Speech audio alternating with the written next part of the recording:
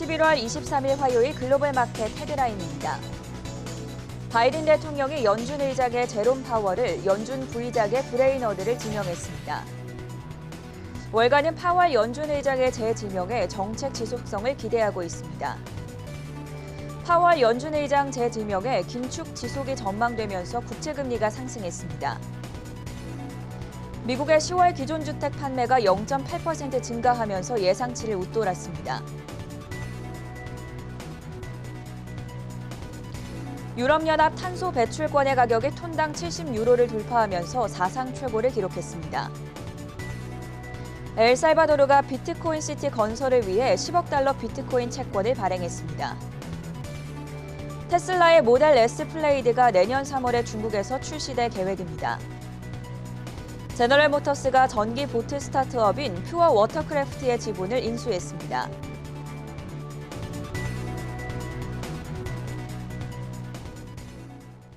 네, 여러분 안녕하십니까? 화요일 굿모닝 한경 글로벌 마켓의 전세원입니다. 현재 시간 월요일 뉴욕 증시 장 마감까지 30분 정도를 남겨두고 있는데요. 오늘 제롬 파월 연준 의장이 바이든 대통령에 의해서 재지명됐고 경쟁자로 꼽히던 라엘 브레이너드 연준 이사가 연준 부의장에 임명됐습니다. 이에 따라서 다우지수와 S&P 500 지수가 상승하고 있고 반면에 국채금리 강세 속에 오늘 나스닥 지수만 유일하게 하락 압력 받고 있는데요. 먼저 자세한 장중 흐름은 강수민 캐스터가 짚어드립니다. 네, 미국 증시 특징주 살펴보겠습니다. 파월 연준 의장의 연임 소식을 주시한 가운데 뉴욕 증시 3대 지수는 강세로 출발했습니다. S&P 500 지수와 나스닥 지수는 장중 최고치를 경신했는데요. 하지만 나스닥 지수가 하락세로 접어들면서 현재 3대 지수 혼조세를 나타내고 있습니다. 다우 지수는 0.7% 오르고 있고 S&P 500 지수는 0.4% 상승하고 있습니다. 기술주 중심의 나스닥 지수 소폭 하락하고 있는 모습입니다. 파월 의장의 연임 소식에 달러화와 국채금리는 오름세를 보이고 있습니다. 특히 연준의 통화정책에 민감한 2년물 국채금리는 0.568%를 찍으면서 지난해 3월 초 이후 최고치를 경신했습니다. 10년물 국채금리는 1.6%대로 오르면서 기술주 중심의 나스닥 지수에 타격을 주고 있는 것으로 보입니다. 국채금리가 오름세를 보이면서 은행주들은 상승하고 있는데요. 골드만삭스와 JP모건 등의 은행주들이 다우지수 상승을 견인하고 있는 모습입니다. 이어서 섹터별로 살펴보겠습니다. 오늘 장에서는 11개 섹터 중 커뮤니케이션주를 제외하고 모두 상승하며 좋은 흐름 나타내고 있습니다. 하락세를 보이던 에너지주 특히 3% 넘게 오르면서 가장 크게 상승하고 있는데요. 국제 유가가 상승으로 전환되면서 엑스모빌과 쉐브론 등은 2%대 상승하고 있습니다. 은행주 역시 2% 넘는 좋은 흐름 나타내고 있고요. 필수 소비재와 자재주가 그 뒤를 이어 상승을 주도하고 있습니다. 오늘도 장중 52주 신고가를 기록한 기업들 확인해 보겠습니다. 애플카 출시 소식과 함께 상승 흐름을 보여주고 있는 애플 보이고요. 마이크로소프트는 웰스파고가 비중 확대 의견을 제시하기도 했는데 오늘 장중 신고가를 기록했습니다. 휴가철을 앞두고 홈디포와 대형 유통업체 베스트바이, 코스트코도 목록에 보입니다. 엔비디아도 오늘 장중 신고가를 또다시 한번 기록했는데요. 현재는 1% 하락하고 있는 모습입니다. 오늘 장에서는 반도체주들이 대체로 하락하고 있습니다. 브로드컴과 퀄컴, AMD 모두 하락하면서 필라델피아 반도체 지수도 소폭 하락하고 있습니다. 반면에 마이크론 테크놀로지 2%대 상승하고 있고요. 하락세를 지속하던 인텔이 오히려 반등에 나섰습니다. 그럼 바로 이어서 개별 특징주 살펴보겠습니다. 오늘도 자동차 업체 흐름부터 살펴보겠습니다. 먼저 테슬라인데요. 일론 머스크가 내년 3월경에 테슬라 고급 전기차 모델 S 플레이드를 중국에 출시할 수 있다고 밝혔습니다. 해당 소식에 오늘장 테슬라 4% 이상 오르고 있습니다. 이어서 제너럴모터스입니다. 제너럴모터스가 시애틀 전기보트 스타트업 퓨어 워터크래프트 지분을 25% 인수했습니다.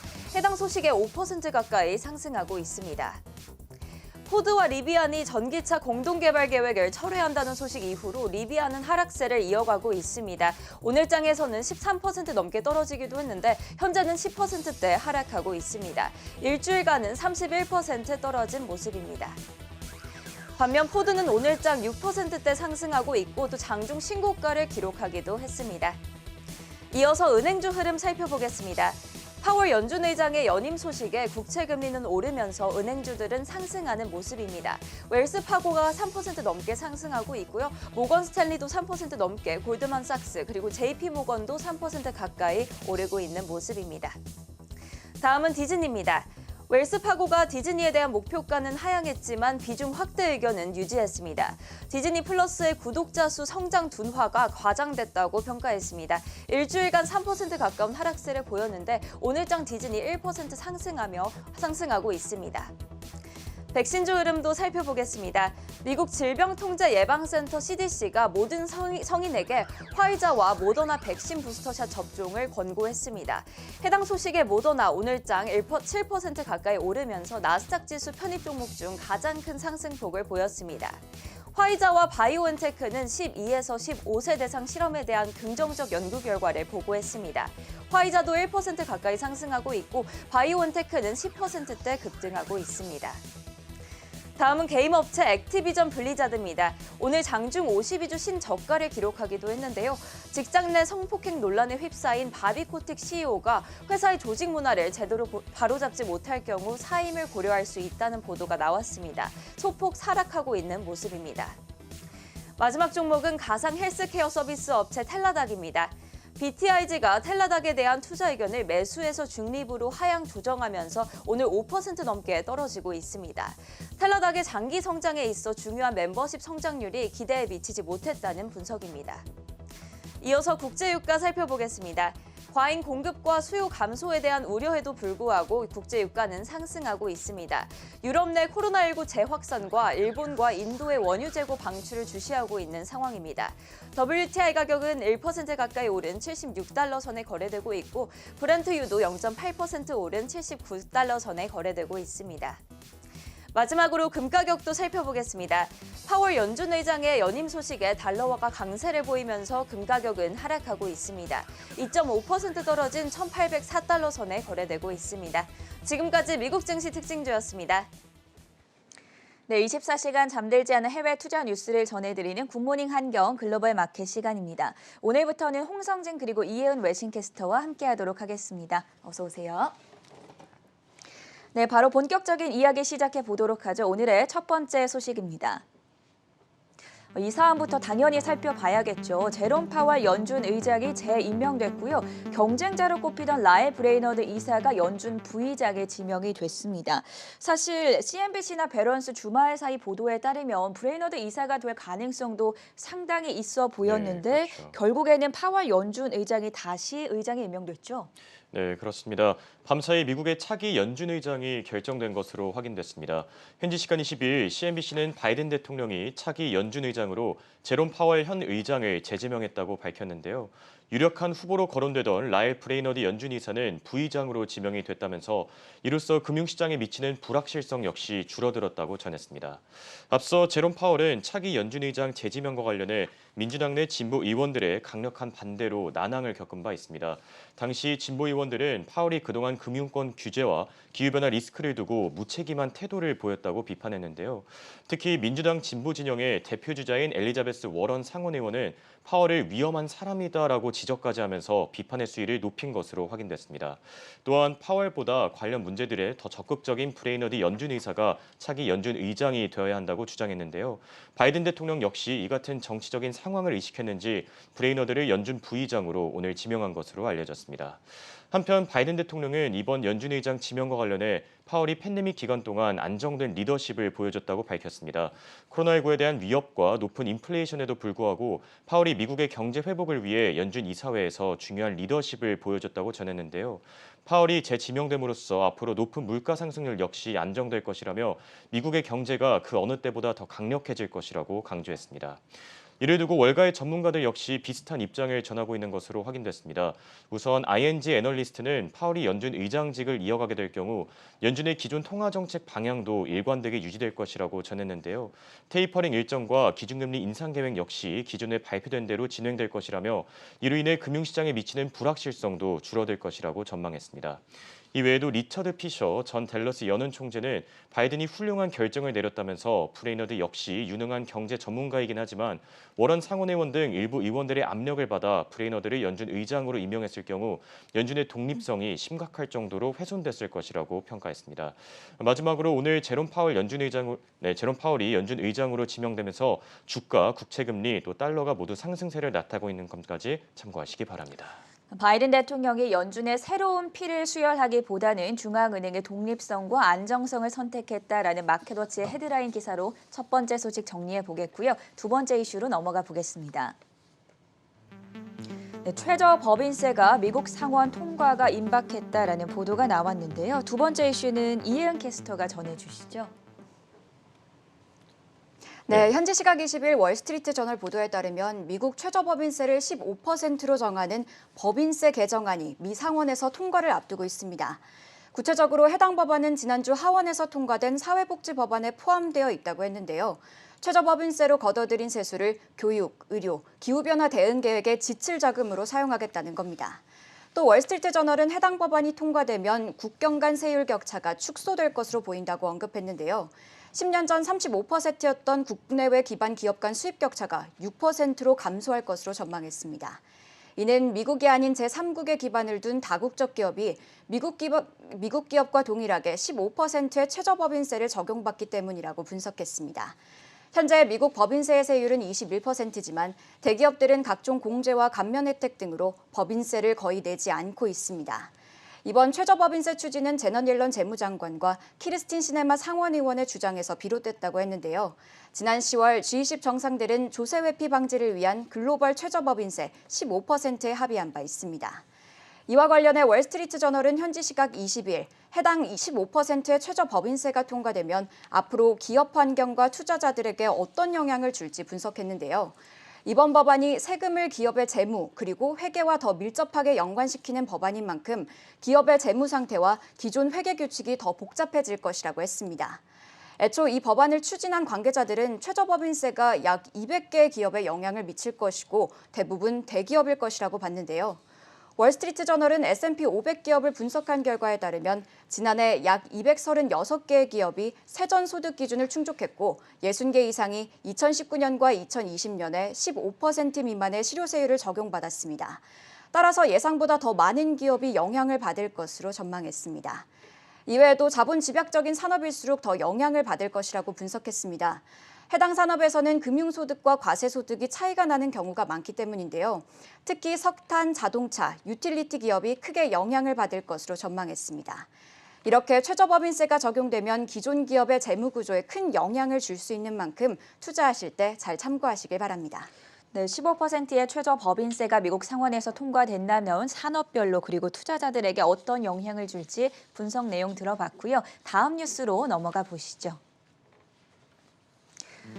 네, 테슬라의 일론 머스크 그리고 JP모건의 다이먼 CEO, 지금 CEO 간의 논쟁이 벌어지고 있습니다. 홍성진 캐스터 어떤 소식이었을까요? 네, 일론 머스크 테슬라 CEO와 제이미 다이먼 JP모건 체이스 CEO가 심각한 갈등을 겪고 있는 것으로 확인됐습니다. 현지 시간 20일 월스트리트 저널은 내부 소식통을 인용해 두 CEO 간의 갈등이 현재 심각한 수준으로 커졌다고 밝혔는데요. 두 CEO 간의 갈등이 향후 기업 간의 전쟁으로까지 이어질 수 있을 것이라면서 앞으로 두 기업 간의 법정 다툼 역시 격화될 것이라고 분석했습니다. 앞서 머스크와 다이먼의 갈등은 과거 전기차 투자 프로젝트부터 시작된 바 있습니다. 당시 JP모건 체이스 측은 전기차 배터리의 장기적 가치가 불확실해 테슬라를 비롯해 다른 전기차 기업에 대한 투자를 꺼렸는데요. 이후 머스크에게 테슬라 전기차를 사는 고객들에게 JP모건 체이스를 주요 대출기관으로 지정해달라고 요청했으나 머스크 역시 과거 JP모건 체이스가 테슬라에 대한 투자를 꺼렸던 것을 이유로 단번에 JP모건 체이스의 제안을 거절한 것으로 확인됐습니다. 이런 가운데 JP모건이 테슬라를 상대로 1억 6,200만 달러를 지급하라는 내용의 소송을 제기하면서 두 기업 간의 갈등이 더 심각해진 상황입니다. JP모건 측은 테슬라가 과거 2014년 체결한 신주 인수권 관련 계약을 위반했다면서 이에 대한 대가로 1억 6,200만 달러를 지급해야 된다고 주장했는데요. 이를 두고 머스크는 JP모건이 기회주의적인 자세를 취하고 있다면서 JP모건이 테슬라에 대한 소송을 철회해야 된다고 강조한 상태입니다. 또 이것이 JP모건에게 주는 최후의 경고라 하면서 JP모건이 만약에 소송을 철회하지 않을 경우에 맛집 평가 앱 리뷰에서 JP모건에게 평점 1점을 줄 것이라며 다소 우스꽝스러운 답변을 남기기도 했습니다.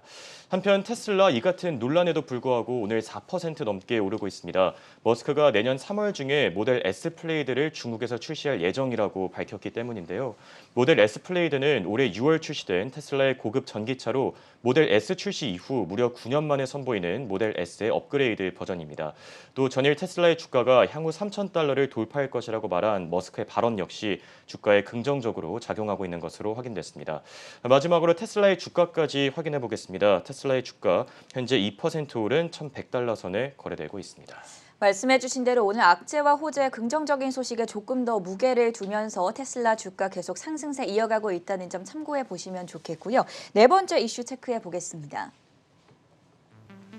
월마트 쇼핑 시즌을 정조준하고 있다. 이제 블랙 프라이데이도 앞두고 있다 보니까 소매 업체들의 여러 가지 신성장 동력이 주목을 받고 있는 상황인데요. 이혜은 캐스터 미국에서 오래 살다 온 걸로 알고 있는데 살 때 미국에서 월마트 많이 애용했었을까요? 네, 저도 미국에 있을 때 월마트를 많이 애용했는데요. 오늘 정말 흥미로운 기사가 있어서 같이 공유하려고 합니다. 현지 시각 20일 CNBC 보도에 따르면요. 월마트는 이번 연말 쇼핑 시즌을 맞아 미국 가수 제이슨 듀룰로와 진행하는 행사를 포함해 약 30개 이상의 라이브 스트리밍 이벤트를 진행할 계획이라고 밝혔습니다. 제이슨 듀룰로가 진행하는 이번 이벤트는 현지 시각 21일 동부 시간 기준으로 오후 7시에 약 30분 동안 진행될 예정이며 의류에서 전자제품에 이르기까지 다양한 제품을 판매할 예정입니다. 월마트의 최고 마케팅 책임자인 윌리엄 화이트는 CNBC와의 인터뷰에서 라이브 이벤트가 앞으로 월마트 디지털 전략의 큰 전략 부분을 담당하게 될 것이라고 언급했는데요. 또 앞으로 진행하게 될 라이브 스트리밍 횟수, 현재 월마트가 보유한 소셜 커머스 거래 파트너 수를 고려하면 현재 시점에서 어느 정도 규모를 구축했다고 볼 수 있다며 앞으로 라이브 스트리밍의 빈도를 더 높일 것이라고 했습니다. 하지만 구체적인 주별 또는 월별 라이브 스트리밍 횟수는 언급하지 않았습니다. 이와 관련해 CNBC는 월마트의 라이브 스트리밍 전략이 둔화한 전자상거래 판매를 촉진하는 데 도움이 될 수 있을 거라고 분석했는데요. 구체적으로 월마트의 디지털 판매는 팬데믹 기간 동안 급증했지만 코로나 확산세가 진정되면서 많은 쇼핑객들이 매장으로 돌아가 온라인 성장률은 크게 둔화했다고 했습니다. 수치로 살펴보면 월마트의 전자상거래 매출은 1월 31일 마감된 회계연도 기준으로 전년 대비 79% 성장했다고 언급했는데요. 하지만 가장분기에 성장률이 추정치였던 20.5% 증가에 못 미치는 8% 증가를 기록했다며 성장률 둔화를 지적했습니다. 뿐만 아니라 CNBC는 소비자 시장조사 그룹인 코어 사이트 리서치의 분석을 인용하며 현재 약 60억 달러 규모인 미국 내 라이브 스트리밍 시장이 2023년에는 약 250억 달러를 넘어설 것으로 전망했습니다. 월마트 이외에도 백화점 블루밍데일스와 애견용품 판매전인 펫코 등이 라이브 스트리밍 행사를 시작했고 아마존은 홈쇼핑 스타일의 라이브 이벤트를 진행하고 있다고 했습니다. 앞서 월마트는 디지털 매출을 늘리기 위해 지난 9월 미디어 회사인 메르디스와 계약을 체결했고 3분기에 온라인 입점 업체를 2,100만 개 추가한 것으로 앞으로 입점 시장을 확장하겠다고 밝힌 바 있습니다. 앞으로 라이브 스트리밍이 미국 소매 판매 업체들에게 어떤 영향을 주시는지 예의주시하면 좋을 것 같습니다. 지난주에 월마트의 실적이 공개가 됐었죠. 매출과 EPS 모두 호실적을 공개했음에도 불구하고 온라인 성장률이 크게 둔화됐다는 소식에 주가는 떨어지기도 했었는데 이번 연말 라이브 스트리밍 이벤트로 반전을 꾀할 수 있을지 지켜보도록 하겠습니다. 오늘의 마지막 소식입니다. 네, 전기차 인프라 특히나 충전소를 주목해라라는 기획 기사를 준비해봤습니다. 전간 외신캐스터 연결돼 있습니다. 네, 보리스 영국 존슨 총리가 들고 있는 이 파란색 전기차 충전 케이블입니다. 영국 산업연맹 회의에 참석한 보리스 총리는 내년부터 신축 주택에 전기차 충전소를 설치를 법적으로 의무화하겠다고 밝혔습니다. 이를 위해 정부가 재정적인 지원을 한다는 내용이 담겼는데요. 오늘은 이 전기차 충전 시장에 대해서 살펴보겠습니다. 네, 먼저 전기차 충전기 표준을 정리해봤습니다. 충전 파워와 속도에 따라 레벨 1부터 3까지 나뉩니다. 당연히 충전 파워가 좋을수록 충전 속도는 빠른 반면 또 편리한 반면 설치에 드는 비용은 커지게 됩니다.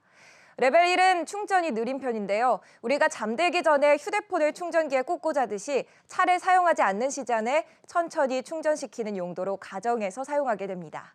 또 미국 전역에서 가장 일방적으로 사용되는 충전기는 레벨 2 충전기고요. 레벨 3는 급속 충전이 가능하지만 가격은 레벨 2의 8배 수준입니다. 충전 네트워크 회사의 대표는 차지포인트입니다. 레벨2 충전기를 기준으로 작년 말 미국과 유럽 점유율 74%를 자랑하고 있었습니다. 지금까지 충전기 약 11만 대 이상을 설치한 유망한 회사지만 놀랍게도 재무상으로는 적자를 피하지 못하고 있습니다. 아직은 인프라 구축에 힘을 쏟고 있기 때문인데요. 아직까지 주 매출의 60% 정도는 충전 네트워크 시스템에서 오고 있지만 주목해볼 만한 건 이 그래프의 주황색 부분, 구독 서비스입니다. 충전 설치가 의무화되는 아파트나 기업들을 고객으로 두고 서비스형 소프트웨어 구독 모델을 제공하며 수익을 내기도 하는 건데요.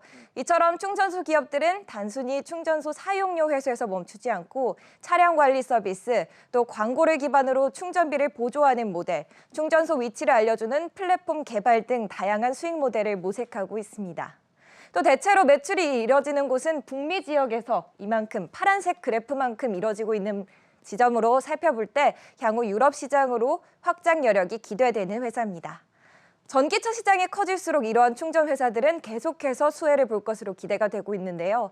이 때문에 전기차 회사 시가총액 규모 1위를 자랑하는 이 테슬라는 이들과 협력 관계이기도 하지만 경쟁 관계이기도 합니다.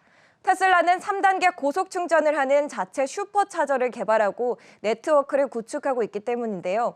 미국 시장조사업체 JD 파워가 진행한 공공 전기차 충전소 소비자 만족조사에서 테슬라가 레벨 2와 3 충전 부문에서 모두 만족도 1위를 자랑하기도 했으며 최근 들어 자사 차량에만 개방하던 충전 시설을 점차 비테슬라 차량들에게도 개방하는 시범 사업을 진행하고 있습니다. 이처럼 전기차 못지않게 충전 시장 또한 스타트업, 정유 전력 업체, 또 테슬라와 같은 자동차 업체, 통신 사업자와 IT 업체 등 생각보다 많은 업체들이 호시탐탐 기회를 노리고 있는 시장이라고 볼 수 있겠습니다. 앞으로도 쭉 주목해 보시면 좋겠습니다. 네, 잠시 쉬었다 가시죠. 저희는 잠시 후에 돌아오겠습니다.